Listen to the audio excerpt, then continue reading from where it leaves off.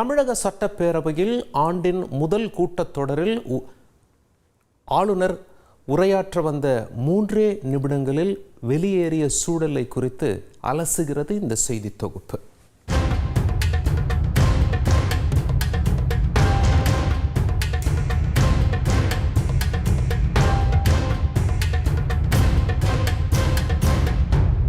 தமிழக சட்டப்பேரவையில் ஆண்டின் முதல் கூட்டத்தில் பங்கேற்க ஆளுநர் RN ரவி காலை 9:22 மணியளவில் வந்தார். அவரை சபாநாயகர் அப்பாவு வரவேற்க அணிவகுப்பு மரியாதை வழங்கப்பட்டது. 9:30 மணியளவில் சட்டப்பேரவை தொடங்கியது.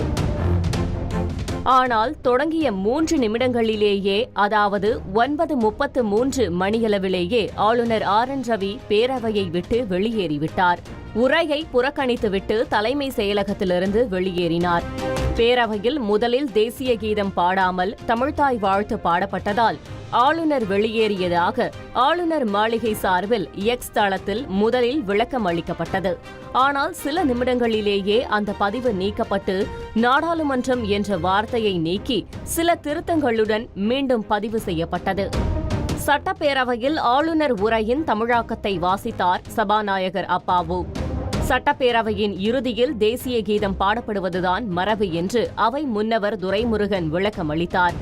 இதன் தொடர்ச்சியாக ஆளுநரின் கருத்துக்கள் அவை குறிப்பில் இடம்பெறாது என கொண்டுவரப்பட்ட தீர்மானம் சட்டப்பேரவையில் நிறைவேற்றப்பட்டது.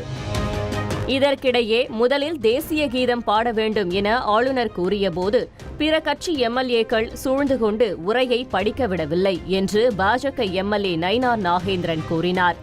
முதலில் தேசிய கீதமா தமிழ்த்தாய் வாழ்த்தா என்பதில் தமிழக அரசு ஆளுநர் இடையிலான பனிப்போர் தொடர்கிறது.